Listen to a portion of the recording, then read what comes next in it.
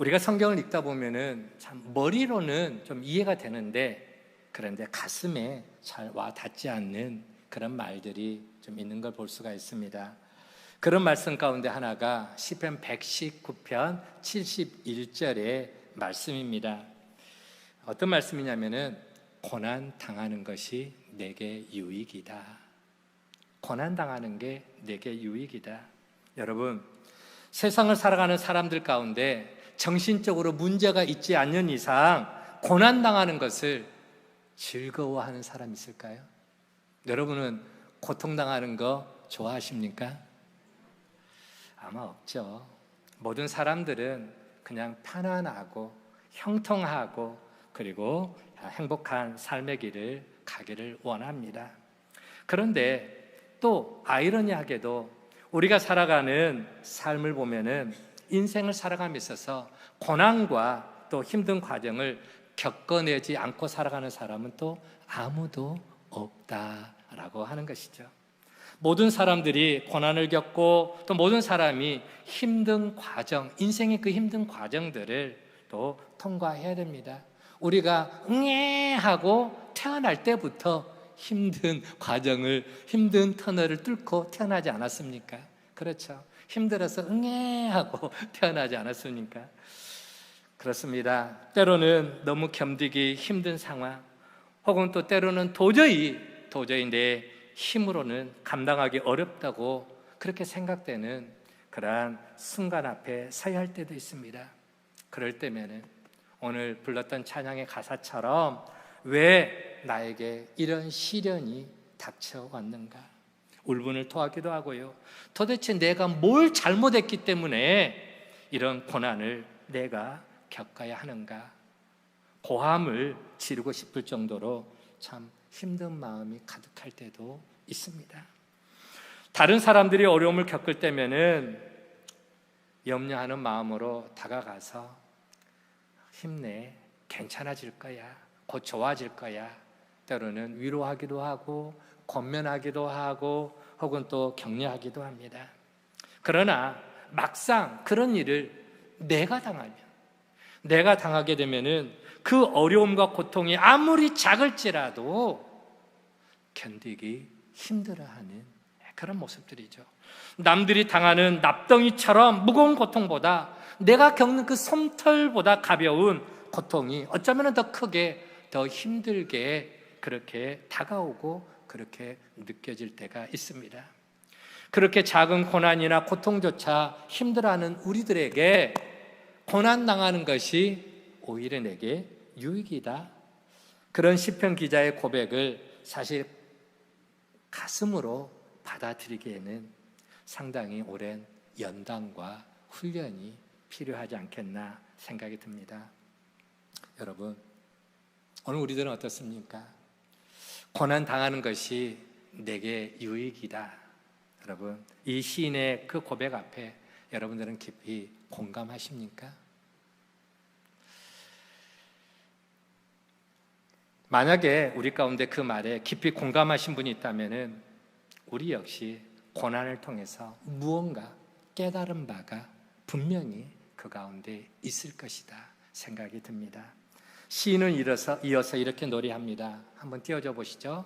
시편 119편 71절 말씀 같이 한번 읽어봅니다. 시작. 고난 당한 것이 내게 유익이라 이로 말미암아 내가 주의 율례들을 배우게 되었나이다. 고난의 때에는 잘 몰랐습니다. 그런데 고난을 겪고 난 이후에 생각해 보니까 그 고난의 과정에서 하나님의 말씀에 내가 점점점 더 가까이 가게 되었고, 그러면서 나를 향한 하나님의 마음, 하나님의 사랑, 하나님의 은혜, 그리고 하나님의 뜻이 어떠한지를 알게 되더라라고 하는 것입니다. 분명 시인도 고난의 과정이 힘들고 괴로웠을 것입니다. 그런데 그 과정을 겪고 난 이후에 생각을 해보니까 만약에 고난을 당하지 않았더라면 깨달을 수 없었던 그런 은혜가 분명히 있었던 것을 알게 되더라라고 하는 것이죠. 여러분, 처녀가 처녀가 시집을 가서 이제 남편의 사랑을 받고 난 다음에 아이를 출산하게 됩니다. 아이를 출산하는데 그냥 아무 고통 없이 쑥 하고 낳는 그런 분도 있겠지만 대부분의 많은 사람들은 참 힘들어해요.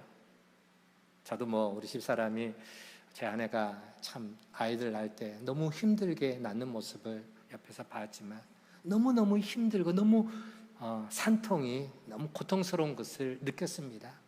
그렇게 힘들게 아이를 낳고 나서 식은땀을 뻘뻘 흘리면서 그러면서 가슴에 와닿는 뭔가 하나 꽂히는 게 있죠. 눈물을 흘리면서 내 엄마가 나를 낳을 때에 이렇게 힘들게, 이렇게 고통스럽게, 이렇게 죽을 듯이 이렇게 고통스럽게 나를 낳으셨구나. 그러면서 엄마한테 전화합니다. 엄마, 나를 이렇게 힘들게 낳아줘서 고마워요. 아이를 낳기 전에는 몰랐어. 깨닫지 못했어.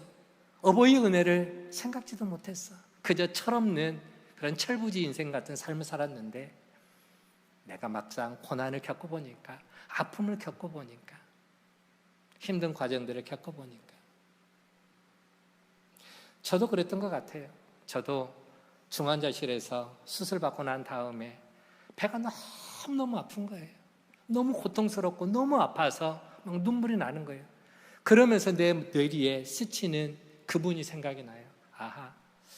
나도 이렇게 아픈데, 나도 맨살을 찢어가지고 이렇게 수술을 해서 이렇게 아픈데 예수님은 십자가에서 그 고난 당하실 때, 창에 찔리실 때, 채찍에 맞아서 살점이 떨어져 나가실 때 예수님은 얼마나 아프셨을까, 얼마나 고통스러우셨을까. 막 예수님을 생각하면서 또 막 눈물이 막 펑펑 쏟아지는 그런 순간들이 있었던 것 같습니다. 여러분, 그렇습니다. 우리는 누구나 고난의 길을 가고 싶어 하지는 않습니다. 그러나 또 인생이라고 하는 게 우리가 원하지 않지만 그런데 찾아오는 고난이 있지 않습니까? 하지만 그 고난은 우리에게 있어서 결코 무의미하지 않다라고 하는 것입니다. 지내고 보면은 거기에서 배우는 것이 있죠. 배우는 것이 있어야 됩니다. 그래야 시인의 고백처럼 고난 받는 것이 내게 유익함이 되었다라고 고백할 수가 있는 것 아니겠습니까? 고난 속에서 유익됨을 발견한 사람은 고난을 좋아하지 않지만 그 고난을 당할 때 적어도 좌절하거나 혹은 불평하지 않습니다. 또다시 내가 그 길을 가야 한다 할지라도, 고난의 길을 가야 한다 할지라도 묵묵히 그 길을 피하지 않고 담대하게 그 길을 걸어갈 수가 있는 것입니다. 대부분의 사람이 고난의 길을 가는 것을 원치 않지만 그럼에도 고난의 길을 자처해서 가는 사람도 있습니다. 왜냐하면 이루고 싶은 목표가 있기 때문에, 달성하고 싶은 뭔가가 있기 때문에, 꿈이 있기 때문에 그렇습니다. 예를 들면 올림픽에 나갈 선수들은 꿈이 있잖아요.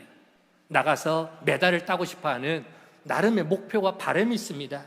그래서 기꺼이 그들은 힘든 훈련의 과정들을 겪어냅니다. 그런 과정이 없이는 올림픽에 나가서 내가 원하는 어떤 좋은 성적을 낼 수 없기 때문에 참고 인내하며 기꺼이 그런 힘든 과정들을 잘 감당해 나가는 것입니다. 여러분, 올림픽에 나가는 국가대표만 그럴까요? 아니요. 우리 여성분들, 물론 남성도 마찬가지지만 다이어트 할 때는 어떻습니까? 살 빼려고 다이어트 할 때에 그 목표량을 채우기 위해서 내가 예를 들어서 이번에 다이어트 하는데 10kg를 빼야겠다라고 하면은 아무리 맛있는 것이 앞에 놓여 있어도 먹으면 돼요, 안 돼요? 돼요? 그렇죠. 힘들더라도 운동을 해서 목표한 다이어트에 성공하려고 부단히 애를 씁니다. 물론 공부하는 우리 학생들도 마찬가지겠죠. 그와 같은 힘든 과정을 겪지 않으면은 내가 이루고 싶은 목표를 이룰 수가 없기 때문에, 꿈을 이룰 수가 없기 때문에 그러한 고난의 과정을 자처해서 자체에서 나아가는 사람들도 있습니다. 여러분, 그렇습니다. 오늘 우리도 하나님의 백성으로, 신앙인으로서 하나님의 백성답게 살고 싶다라고 하는 거룩한 마음을 우리 안에 품고 살아간다면 우리도 역시 고난의 과정을 반드시 지나가야 될 줄로 믿습니다. 세상을 살아가면서 고난과 시련과 연단의 과정 없이는 진정 하나님이 원하시는 성숙한 신앙인의 삶을 살아갈 수가 없는 것입니다. 자, 이스라엘 백성들을 한번 생각해 봅시다. 이스라엘 백성들이 애굽에서 나온 이후에 출애굽한 이후에 광야로 들어갑니다. 광야에 몇 년 생활을 하게 됩니까? 몇 년 동안이요? 자그마치 40년 동안. 우리의 인생이 7, 80년이라고 했습니다. 그 인생의 반을 광야에서 보내게 되는 것입니다. 애굽에서 탈출해서 가나안까지 빠르게 간다면은 3주면은 그 많은 사람들이 3주면은 거뜬히 갈 수 있는 거리입니다. 그러나 하나님은 이스라엘 백성들을 그 빠른 길로 그들을 인도하지 않았습니다. 고속도로로 그들을 이끌어 드리지 않았습니다. 이유가 무엇이었을까요? 성경은 그 이유를 이렇게 말씀하고 있습니다. 출애굽기 13장 17절 말씀인데 천천히 같이 한번 읽어보도록 하겠습니다. 시작. 바로가 백성을 보낸 후에 블레셋 사람의 땅의 길은 가까울지라도 하나님이 그들을 그 길로 인도하지 아니하셨으니 이는 하나님이 말씀하시기를 이 백성이 전쟁을 하게 되면 마음을 돌이켜 애굽으로 돌아갈까 하셨습니다. 아멘. 애굽에서 블레셋을 통과해서 빠르게 가면은 가나안까지 적은 숫자의 사람이 가면 딱 일주일이면은 갈 수 있는 빠른 길입니다. 걸어서 일주일이면은 갈 수 있는 길. 지금 이스라엘 백성들은 적어도 200만의 어마어마한 숫자가 지금 가요. 사람만 가는 게 아니라 가축들도, 오리들도, 이 송아지들도 끌고 가요. 노인들도, 어린아이들도 데리고 가니까 빠르게 갈 수가 없잖아요. 그러다 보니까 천천히 걸어가도 몇 주? 3주면은 갈 수가 있다라고 하는 것입니다. 그리고 또 그들이 블레셋을 통과해서 가다 보면은 그 길이 지중해 해안길입니다. 평지입니다. 굉장히 길이 편안하고 좋은 길이에요. 그 길로 가게 되면은 걸어가는데 전혀 힘들지가 않습니다. 그런데 하나님께서는 그 빠른 길로 인도하지를 않았다라고 하는 것입니다. 왜요? 자, 이유가 있습니다. 마지막에 보니까는 이 백성이 전쟁을 하게 되면 이라고 하는 거예요. 자, 이스라엘 백성들이 애굽에서 몇 년 동안 노예 생활을 했을까요? 몇 년 동안? 430년 동안 노예 생활을 했습니다. 노예는요, 전쟁에 나가지 않습니다. 전쟁은 군인들이, 훈련받은 정예 군인들이 전쟁터에 나가서 싸우는 것이지, 노예들은 집에서 허드렛 일을 하고요, 그리고 또 주인이 시키는 일들만 하는 거예요. 그래서 430년 동안 그 노예의 삶이 그들은 습관화가 되어 있기 때문에 언제 전쟁을 한 번도 해보지를 않았습니다. 전쟁의 전자도 모르고요, 무기를 어떻게 다루는지도 모릅니다. 그런데 블레셋 사람들은 아니에요. 블레셋은 일찍이 철기 문명을 그들이 일찍 받아들였습니다. 그래서 그들은 나름의 칼이 있고 창이 있고 무기가 있고요, 그리고 비록 적은 인구지만 막강한 군사력을 갖추고 있었습니다. 그런 블레셋 사람들과 이스라엘 백성들이 전쟁을 치른다면 누가 이길까요? 누가? 블레셋이 백전백승하겠죠. 그렇죠? 하나님이 도와주지 않는 이상은. 자, 그런 상황 속에서 이스라엘 백성들은 기겁을 하고 도망을 칠 것입니다. 당연히 도망가겠죠. 죽지 않으려면. 어디로 도망간다? 애굽으로, 빠져나왔던 애굽으로 돌아가자고 말할 것입니다. 그러면서 하나님이 그들에게 데리고 가시려고 보여주셨던 가나안 땅은 그냥 거리가 멀어지는, 하나님의 계획이 다 무산돼 버리는 그러한 상황이 벌어지게 된다라고 하는 것입니다. 또 하나, 하나님께서 이스라엘 백성들을 빠른 길이 아닌 광야길로 인도하신 또 하나의 중요한 이유가 있습니다. 그게 이제 오늘 본문 2절의 말씀입니다. 2절에 보니까 네 하나님 여호와께서 이 40년 동안 내게 광야길을 걷게 하신 것을 기억하라. 이는 너를 낮추시며 너를 시험하사 네 마음이 어떠한지 그 명령을 지키는지 지키지 않는지 알려 하심이라. 이스라엘 백성들을 낮추고 시험하신다라는 말씀을 좀 다르게 표현하면은 하나님이 그 백성을 훈련시키기를 원하셨다라고 하는 것입니다. 이스라엘 백성들은 애굽에서 좀 전에 말씀드렸던 것처럼 430년 동안 노예 생활을 했습니다. 바로 밑에서 노예로 살아왔죠. 다시 말하면은 그들의 뇌리에는, 생각 속에서는 온통 무슨 의식? 노예 의식. 노예가 습관화되어 있었습니다. 그런 모습으로 가나안 땅에 들어가서는 그런 습관을 가지고 살아가면은 하나님이 원하는 거룩한 백성이 될 수가 없다라고 하는 것입니다. 그들은 노예의 의식을 버리고 하나님의 사람으로, 하나님의 백성으로 새롭게 거듭나야만 됐습니다. 변화되어야만 됐습니다.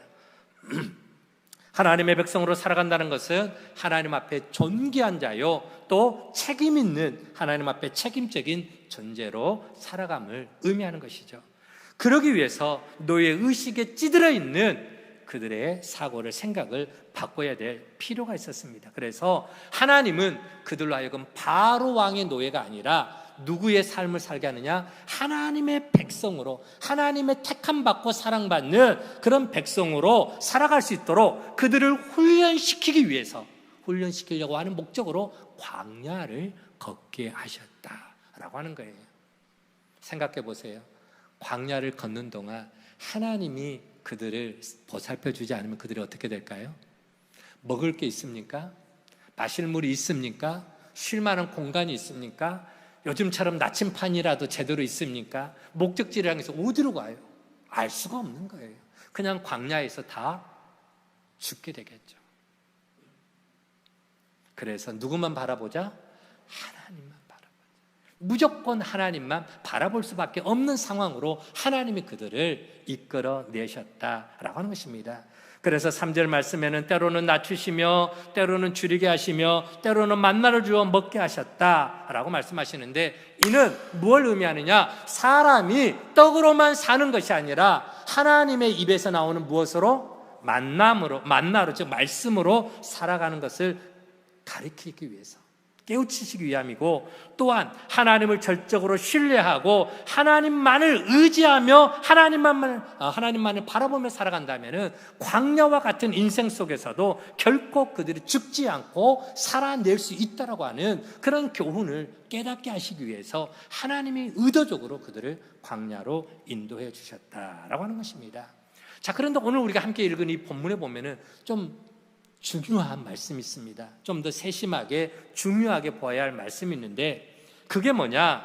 하나님께서 이스라엘 백성들을 훈련시켜 나가는 그 광야길에 넉넉하고 풍요롭지는 않지만요, 그들의 삶에 필요한 모든 것들을 공급해 주셨다라고 하는 겁니다. 여러분, 그들이 매일매일 먹어야 될 양식이 있어야 돼요. 그래서 뭘 주셨죠? 하늘에서 만나와 메추라기를 주셨습니다. 고기 먹고 싶다고 하니까 고기 주셨어요. 메추라기를 보내주셨어요. 또 4절 말씀처럼 40년 동안 거기 가면은 옷 파는 옷가게가 있습니까? 신발 파는 신발 가게가 있습니까? 광야에 그런 게 어디 있어요? 그런데 하나님께서 신발이 헤어지지 않고 의복이 떨어지지 않았다. 40년 동안, 1년, 2년이 아니에요. 40년 동안 의복이 헤어지지 않고 발이 부르트지 않았다. 하나님의 인도하심이 있었다라고 하는 겁니다. 또 40년 광야 생활에서 도중에 먹지 못해서 굶주린 사람이 있었습니까? 없었습니까? 없었어요. 물을 마시지 못해 목말라 죽는 사람도 없었습니다. 뜨거운 태양 아래서 고통당하지도 않았고 밤에 추위로 얼어 죽는 사람도 한 사람도 없었다라고 말합니다. 하나님께서 그들을 훈련시키는 과정에서 물론 때로는 힘들고 고통스러운 부분도 있었지만 그러나 하나님은 그들의 생명과 그들의 삶을 눈동자같이 지켜주셨고 그 모든 필요한 것들을 공급해 주신 줄 여러분 믿으시기를 바랍니다. 여러분, 우리는 2023년 이제 절반을 지나왔습니다. 지나온 6개월 동안 우리의 삶들은 어떠했습니까? 때로는 원치 않는 고난과 고통의 시간도 있었을 것입니다. 때로는 남몰래 나 혼자 눈물을 흘려야 하는 아픔의 시간도 있었을 것입니다. 때로는 내 주변에 내 마음을 알아주는 사람 하나도 없는 것 같아 외롭고 쓸쓸한 시간들을 보낼 때도 있었을 것입니다. 모두가 힘들다고 하는 이때에 우리만 장사가 잘 되고 우리만 아무 근심 없이 사는 사람은 아마도 없었을 것입니다. 우리도 마찬가지로 경제적으로 힘들고 때로는 쪼들리고 때로는 근근히 하루하루 힘들게 버텨나가는 그런 삶을 살았을 것입니다. 때로는 건강에 이상이 생기기도 하고 때로는 깊은 우울감에 힘든 시간을 보내는 이들도 있었을 것입니다. 그런데 여러분, 중요한 사실이 하나 있습니다. 그것은 그 모든 과정 속에 그럼에도 불구하고 하나님이 누구와 함께 하셨다? 나와 함께 하셨다. 우리와 함께 하셨다는 겁니다. 바로 그 힘들고 그 고통스러운 순간에도 하나님이 내 곁에서 나와 함께 눈물을 흘려주셨고 나와 같이 아파하셨고 하나님이 나 때문에 내 속상해는 그것 때문에 하나님도 같이 속상해 하셨어요. 여러분 그렇잖아요. 자식이 힘들어할 때 속상해할 때 부모 마음이 편합니까? 좋습니까? 행복합니까? 아니잖아요. 그 부모의 마음도 같이 속상한 거예요. 그러면서 아무개야 뭐 때문에 그래? 뭐 때문에 그렇게 힘들어해? 엄마한테 이야기해봐. 아빠한테 말해봐. 그런 것처럼 하나님도 딸아 아들아 뭐 때문에 그렇게 힘들어해? 뭐 때문에 그렇게 눈물을 흘려? 나한테 이야기해봐. 우리 하나님의 마음이 그랬다라고 하는 것입니다. 그 힘들고 그 고통스러운 순간에 또한 하나님은 우리를 당신의 자녀로 강하게 때로는 훈련도 시키셨습니다. 세상을 예수님의 제자로 살아가는 것이 무엇인지 다시 생각나게 하시고 말씀과 세미한 음성으로 우리들을 인도해 주셨습니다. 그래서 우리가 여기까지 오게 된 줄로 믿습니다. 그것만으로도 우리는 충분히 하나님께 감사할 조건이 되는 것입니다. 택하신 당신의 자녀를 결코 버리지 않으시는 하나님, 그 하나님이 우리를 포기하지 않고 여기까지 에베네셀의 손길로 인도해 주셨습니다. 넉넉하고 풍요로운 삶은 아닐지라도 잠잠히 하나님이 우리를 사랑의 품으로 품어서 여기까지 인도해 주신 줄로 믿습니다. 그것만으로 우리는 하나님 감사합니다. 감사합니다라고 고백할 수가 있는 거죠. 자, 여러분, 이제 이스라엘 백성들은 40년의 광야 생활을 마쳤습니다. 마쳤어요. 자, 그러면은 그들이 이제 가야 할 길이 끝인가요? 요단강 앞에까지 왔습니다. 이제 다 끝난 건가요? 그들 앞에 뭐가 놓여 있다? 건너가야 할 요단강이 있습니다.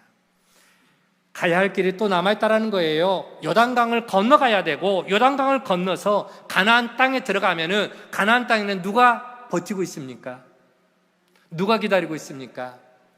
아낙 자손들, 가나안 원주민들, 그들과 그 거인들과 7년 동안 치열하게 전쟁을 또 치러야 될 과제가 남아있습니다. 한마디로 앞으로 그들이 가야 할 길도 결코 만만치가 않다라고 하는 것입니다. 어쩌면 그것들을 생각하면 두려울 수도 있습니다. 그러나 그 마음을 짓누르는 두려움 때문에 삶의 자리를 내어주어서는 결코 안 됩니다. 광야 40년 동안 그 백성들을 인도하신 하나님이 그들을 앞으로 가야 할 그 길에도 반드시 동행해 주실 것이다. 여호수아서 1장 8절 말씀에 여호수아야 너는 두려워하지 말고 네 마음을 강하게 하고 담대히 하라. 내가 너와 함께 할 것이다. 모세와 함께 하셨던 하나님이 이제는 가나안 땅으로 들어가야 할 여호수아에게 두려워하지 말라. 걱정하지 말아라. 내가 모세와 함께 한 것처럼 너하고도 함께 동행해 줄 것이다. 말씀을 하고 있는 것입니다. 그렇습니다. 그들의 나아가는 그 걸음에 하나님이 반드시 동행해 줄 것이고, 또한 능력의 손길로, 은혜의 손길로, 도우심의 손길로 그들의 나아갈 그 걸음을 감당할 수 있도록 동행의 축복으로 함께 주실 줄로 믿습니다. 여러분, 우리도 마찬가지입니다. 우리도 오늘 여기까지 살아온 길이 힘들고 험한 길이었다 할지라도 물론 우리가 앞으로 나아갈 걸음이 여전히 남아 있습니다. 하나님께서 우리를 도우시고 힘주셔서 여기까지 살아왔지만 여기서 우리의 삶이 멈추는 건 결코 아닙니다. 앞으로 또 나아가야 할, 우리의 앞으로 가야 할 길이 있죠. 그 길에 희망만 있는 것은 결코 아닙니다. 이스라엘 백성들에게 건너가야 할 요단강이 있고 무너뜨려야 할 여리고성이 있고 싸워야 할 아낙 자손들이 있는 것처럼 우리도 우리 앞에 건너가야 할 문제의 강이 있습니다. 치열하게 싸워야 할 여리고성과 같은 견고한 그런 문제의 성들이 우리 앞에 떡하고 버티고 있을 것입니다. 앞으로 우리가 살아가야 할 길들을 생각하면은 두렵기도 하고 막막하기도 합니다. 그럼에도 불구하고 여러분, 두려워하지 마시기 바랍니다. 걱정할 필요가 없다라는 거예요. 왜요? 지나온 광야길에 우리와 함께 하셨던 그 하나님이 앞으로 살아갈 또 다른 광야길에도 반드시 우리와 함께 하시고 우리를 도와주시고 우리를 능력의 오른손으로 붙들어 주실 줄로 믿습니다. 지금까지의 삶 모두가 하나님의 은혜였다면 앞으로 살아갈 우리의 삶 또한 모두가 하나님의 은혜로 진행될 것임을 여러분 믿으시기를 바랍니다. 여러분, 우리가 잘 아는 것처럼 예수님의 인생길은 십자가의 길이었습니다. 때로는 사람들에게 인기를 얻기도 하고 때로는 사람들 앞에서 온갖 기사와 이적과 능력을 행하기도 하셨지만 늘 예수님이 가는 그 삶의 목표, 마지막 그 길은 어디였느냐? 십자가를 향한 길이었습니다. 그래서 그 십자가가 눈앞에 다가왔을 때 예수님도 마음에 두려움이 엄습해 왔습니다. 겟세마네 동산에서 하나님 앞에 무릎 꿇어 기도할 때 예수님은 어떻게 기도했습니까? 아버지여, 할만하시거든 이 고난의 잔을 내게서 어떻게 해달라? 지나가게, 피할 수만 있으면 피하게 해주십시오. 얼마나 간절하게 기도했습니까? 예수님이 얼마나 간절하게 기도했냐면 그의 이마에서 땅으로 떨어지는 그 땀방울이 뭐같이 변했더라? 핏방울같이. 얼마나 간절하게 기도했으면. 그런데 그렇게 간절하게 기도했던 예수님에 대해서 성경은 이렇게 증언을 해주고 있습니다. 누가복음 22장 43절 말씀인데요, 함께 읽어봅니다. 시작. 천사가 하늘로부터 예수께 나타나 힘을 더하더라. 그렇게 땀방울이 핏방울이 될 정도로 그렇게 간절하게 기도하는 예수님에게 하늘에서 천사가 나타나서 예수님에게 힘을 더해 주셨습니다. 그렇다면 여러분, 하나님께서 천사를 통해서 예수님에게 힘을 더해 주시고 또 예수님을 도와주셨기 때문에 예수님 앞에 놓여 있는 그 고통의 십자가가 샥 하고 사라져 버렸나요? 없어졌나요? 십자가가 예수님에게서 사라진 게 아니었죠. 천사가 나타나서 예수님에게 힘을 더해준 이유는 뭐냐? 앞으로 짊어지고 가야 할 그 십자가를 더 힘있게 감당해 나가라고 담대하게 용기를 북돋아 주셨다라고 하는 것입니다.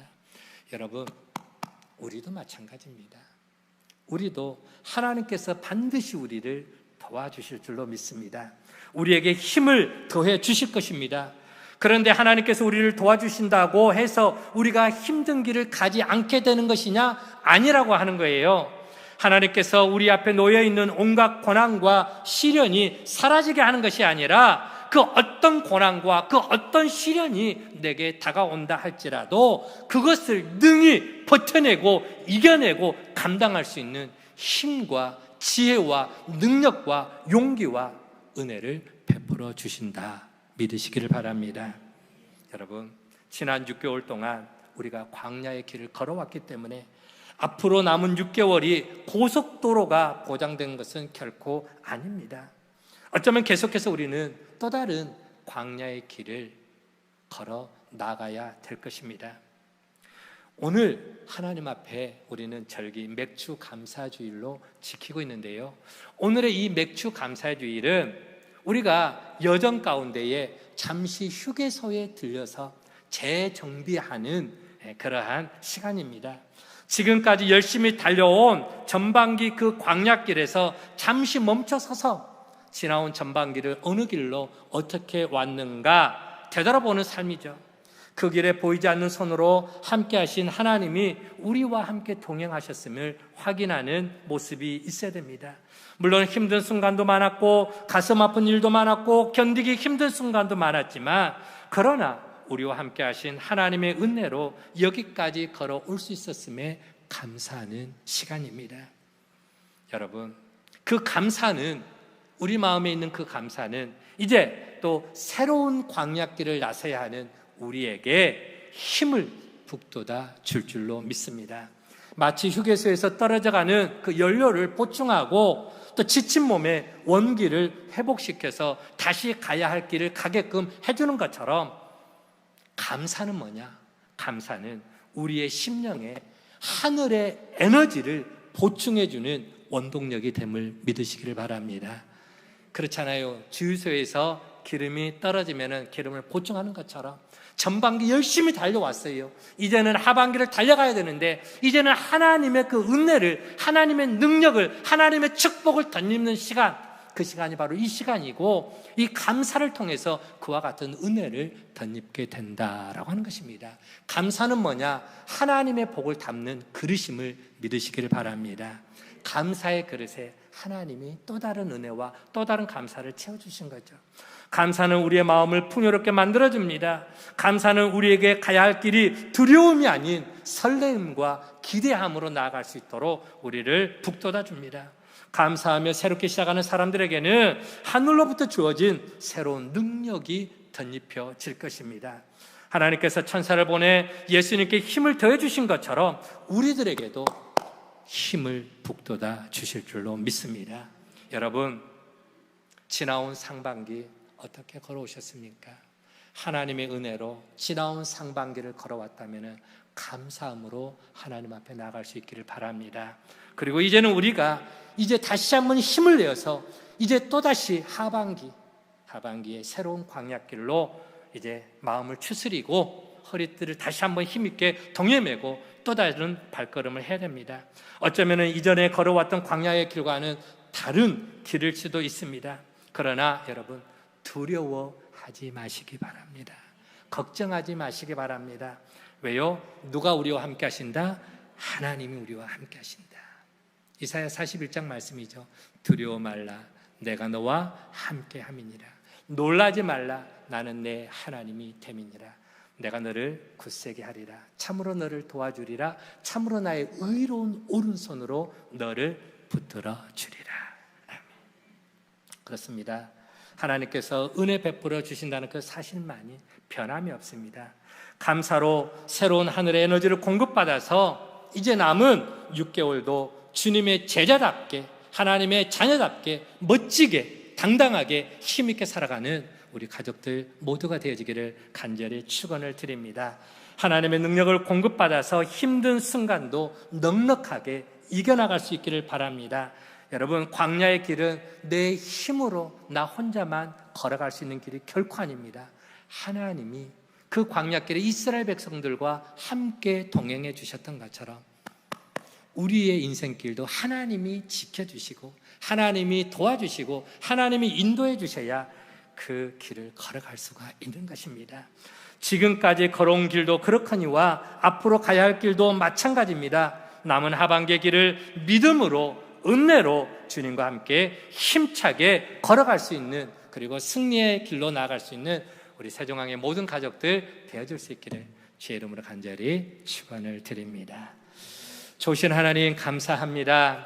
지나온 상반기 걸음, 광야와 같은 인생길이지만 때로는 지치기도 하고 힘들기도 하고 남모르는 눈물도 흘리기도 하고 외롭고 쓸쓸해서 또 적적한 삶을 살아가기도 하고 내 힘으로 어떻게 해볼 수 없어서 몸부림쳤던 그런 삶의 과정이었지만, 그럼에도 그 이스라엘 백성들의 광야 40년 동안 하나님의 저들을 눈동자같이 지키시고 또 또 필요한 것들을 공급하시고 그들을 가나안 또 정말 그 요단강 앞에까지 인도해 주셨던 것처럼, 동행의 축복을 함께 해 주셨던 것처럼 하나님께서 지나온 상반기의 삶도 우리의 걸음을 여기까지 인도해 주신 에베네셀의 하나님이신 줄로 믿습니다. 그 하나님을 찬양합니다. 그 하나님 앞에 감사와 모든 영광을 올려드립니다. 이제는 오늘 맥주 감사 절기를 맞이하면서 다시 한번 하나님의 능력을 덧입기를 원합니다. 하늘에 그런 공급해 주시는, 충만케 하시는 은혜를 덧입어서 이제는 남은 하반기도 감사함으로 주와 함께 힘있게 또 믿음의 발걸음을 옮겨나갈 수 있도록 주님 인도하여 주옵소서. 앞으로 지나온 나갈 길들은 지금까지 걸어왔던 길과는 전혀 다른 새로운 광야길이라, 또한 하나님 우리의 마음에 왠지 모를 두려움도 엄습해 올 수도 있지만 하나님이 우리와 함께하는 그 걸음은 두려움이 아닌 설레임이고 기대고 또 하나님과 함께하는 승리의 길이 될 줄로 믿습니다. 하나님과 함께 우리 앞에 당한 그 모든 것들을 넉넉하게 이겨나가며 또 승리의 기쁨을 노래할 수 있는 우리 모든 믿음의 가족들, 날마다 감사가 입술의 노래가 되어지는 복된 삶으로 인도함을 받을 수 있도록 축복해 주옵소서. 감사를 드리옵고 예수님의 이름으로 기도하옵나이다. 아멘.